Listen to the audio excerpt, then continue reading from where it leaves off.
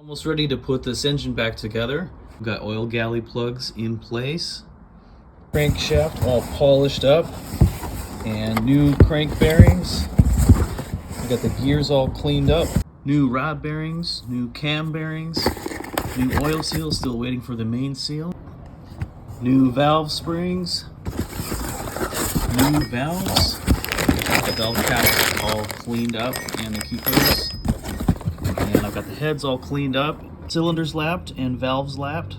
And new webcam, camshaft, new lifters, gear, new webcam 142, and all new cylinders and pistons. Waiting on a couple of other things, but the last couple of things I need to do, clean up all the rods and clean up rockers, push rods, and a bunch of other stuff in there. The new piston rings also needed to be gapped properly. They came out of the box with gaps about half of what they should be. From all the opinions I've read online, the ring gaps should be anywhere from 15 to 20 thousandths. I used this cheap ring grinder to get them in the ballpark of 18 to 20.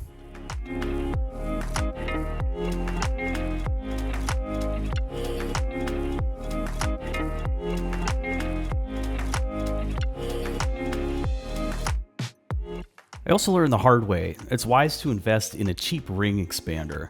I broke one trying to install it by hand, and I had to buy a complete new set of rings just to replace one. So I decided to try out an ultrasonic parts cleaner for the rest of the parts. I used Simple Green 1-to-1 mix with water and ran them through twice, flipping them over after the first run.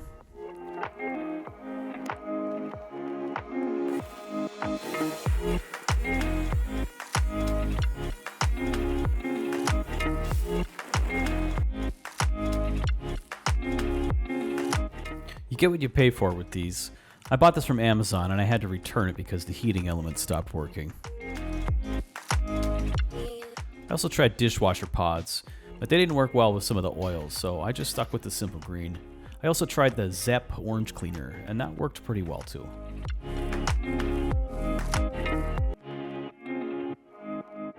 Next, I started reassembling the heads with new valves and springs.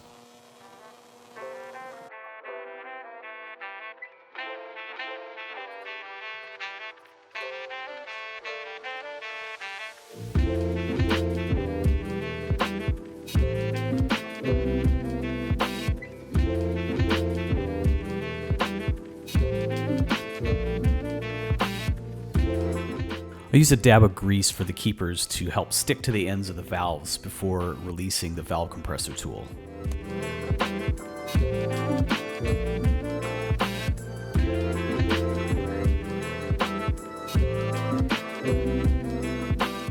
Then I did a leak test to see how well I'd done on my valve lapping job. I greased the threads of the spark plugs and then screwed them in by hand. Then added a little water to the bowls and watched for any bubbles. I also laid down a dry paper towel underneath to see if it would drip.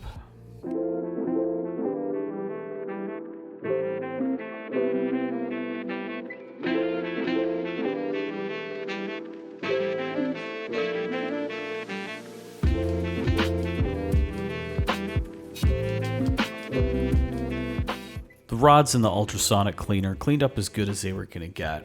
Since I wasn't going to install these right away, I sprayed them down with WD-40 and packed them away so I could avoid any rust that might form.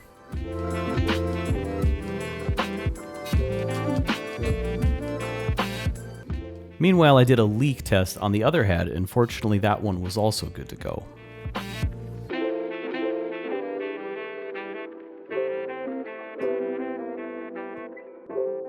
Onto the case now. The oil holes in the crank bearings all aligned perfectly with the oil holes in the case, except for the thrust bearing, which was just the slightest bit off.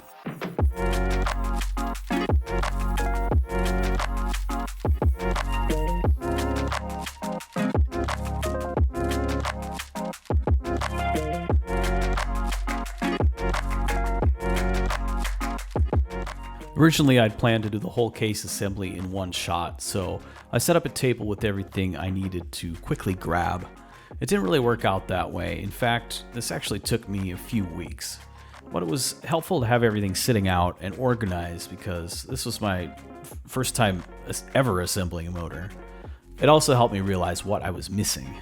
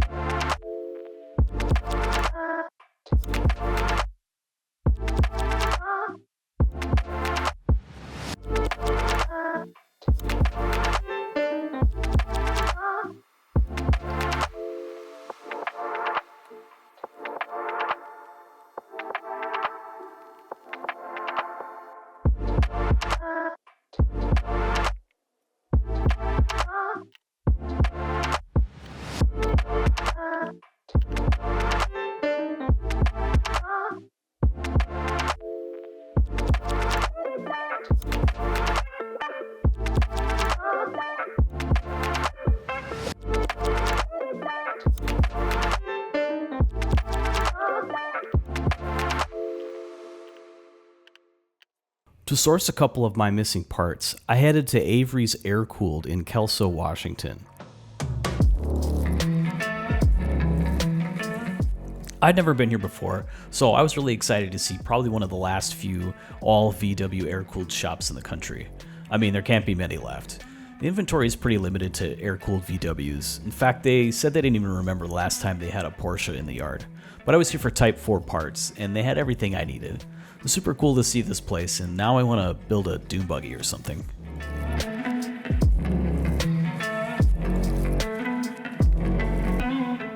Back to the engine.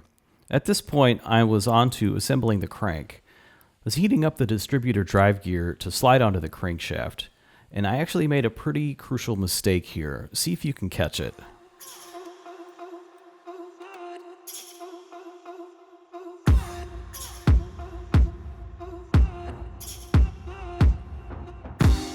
So yeah, I completely forgot the full circle bearing that goes on first. And then as I was removing the cam gear, it took a while for it to dawn on me that it doesn't really work this way. I was also heating up the crankshaft at the same time, and it wasn't sliding off like I thought it should.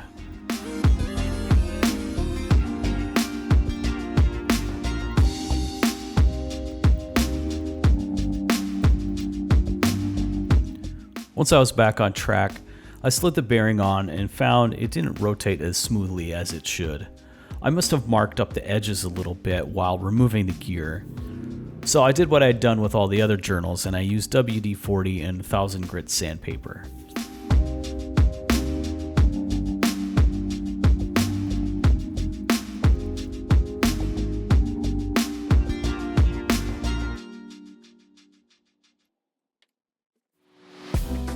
For this part, I managed to get a little help from my 10-year-old, putting the rods on the crank. I was happy to have a helping hand, and it's always nice to see he has some interest in things like this. We got the journals cleaned up one more time, and then the rod bearings fitted to the rods. We used white lithium grease on the journals and kind of brushed it on.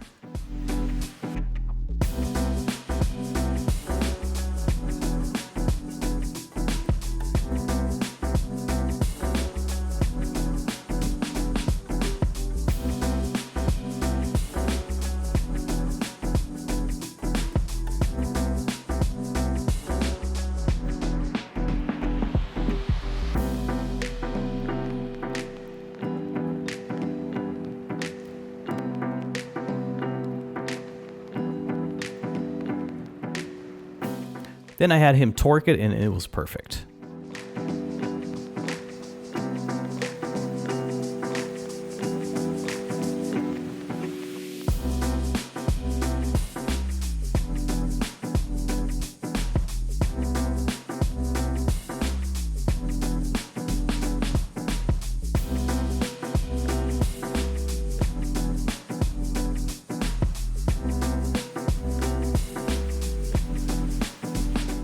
Once I had the last one torqued down, I checked everything for rotation again and set it aside while I had my helper put together the cam gear.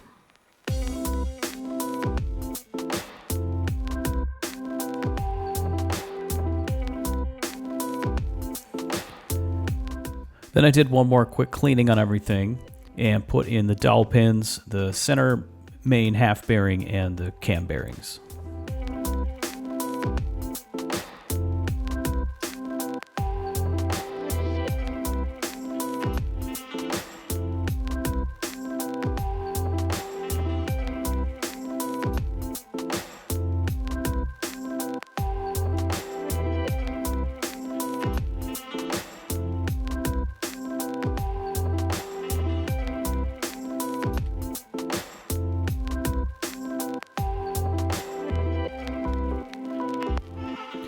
Then the first and last crank bearings got a final test fit to mark their placement when I get the crank ready to drop in.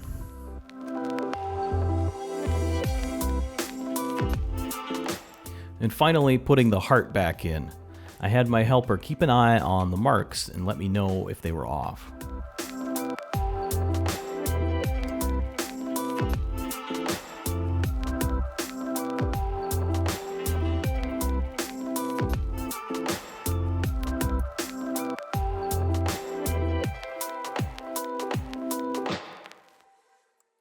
After every step, I shot some oil over everything to keep the moving parts lubed, as more or less drips right down through the case eventually. Then I lined up the dots and dropped the cam in place.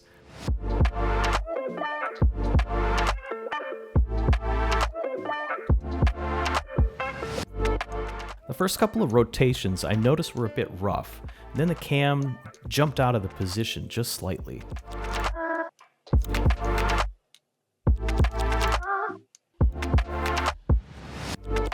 You can see it hopping with each rotation. Getting a closer look, I noticed the ends of the cam gear had also been dinged up a bit when I was wrestling with removing the gear.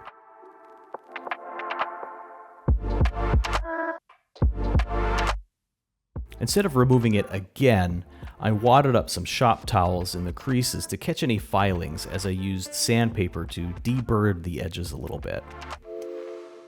Having that all sorted and spinning freely, I thought I'd film that, I guess not. I moved right on to putting the front and rear seals in with black Permatex.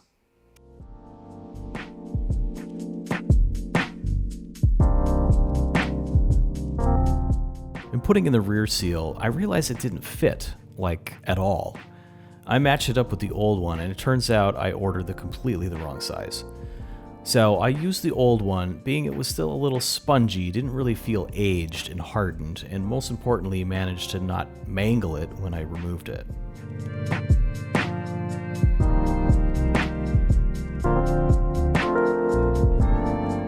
Then I added some lube to the cam lobes. I'm using this Lucas oil product. It says it's made for cam break-in, although it's sticky and kind of gooey and it runs a little bit.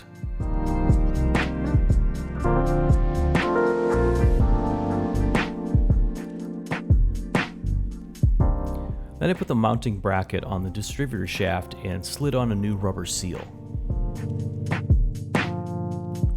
Then I slid the distributor drive gear through its hole, almost forgetting the spring.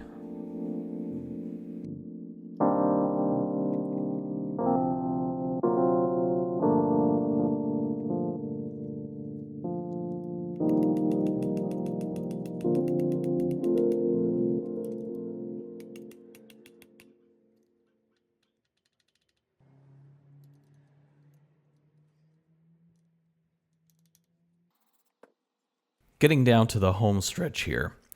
One last cleaning on the other case half before applying the case sealant. Snapped in the other cam bearings and the last dowel pin. Then the other half of the middle crank bearing.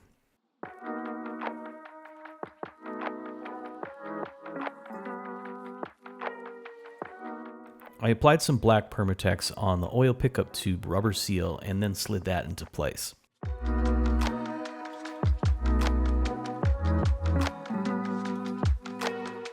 Then, of course, since it had been a while since I had made a mistake, I was due to make another one. I unscrewed the small bolt that holds the windage tray to the pickup tube, but for some reason I screwed it back into the top of the tray while I attached the rubber edging. I don't know why I thought this made sense. I guess I was thinking a nut would attach from the oil pickup tube side.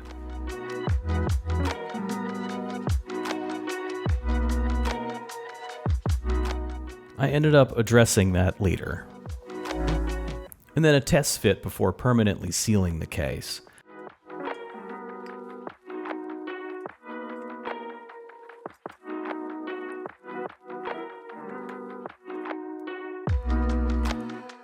I hand tightened a couple of nuts just so I could check the crank rotation once more.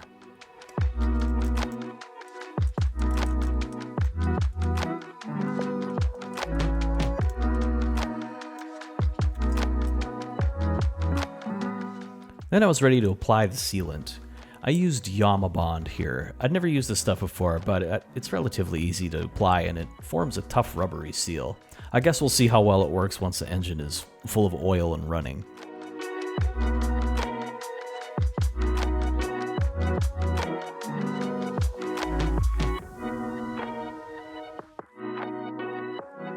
Lastly, some more black Permatex over the top of the front and rear main seals. Then I pushed the 6 main through bolts up from the bottom and clipped them into place with the new retainers.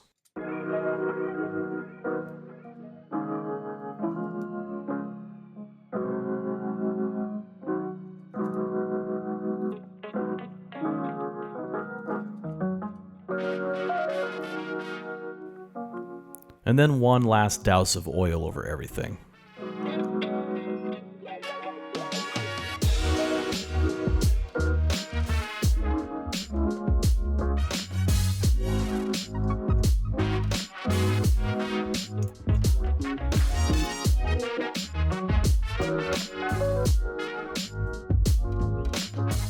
I ended up adding just a little bit more Bond where I thought it looked a little thin before tamping down the case.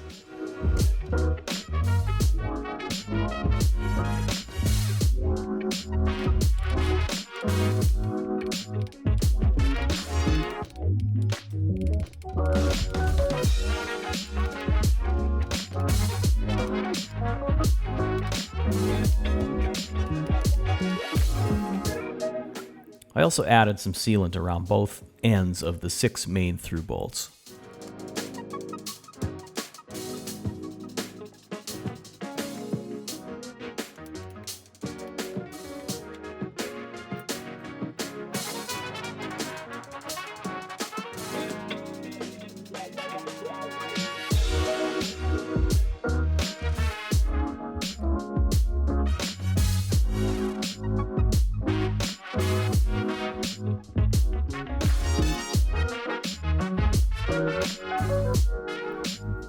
Before torquing them down, I did one initial tightening sequence so I could check the rotation again.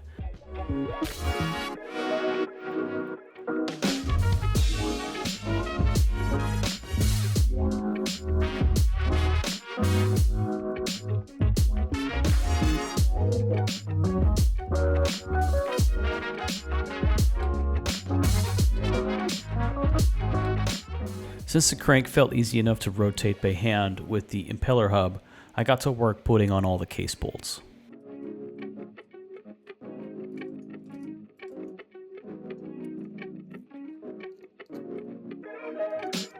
The last couple of bolts on the top of the case hold a few brackets. One holds a clip that secures spark plug cables, one holds a 3-prong grounding terminal, and the last 2 hold the plenum, so I only hand tightened those in for now. And that's going to do it for this one. Next, I'll finish off the rest of the case and probably set it aside for a while I move on to other things. Thanks for watching.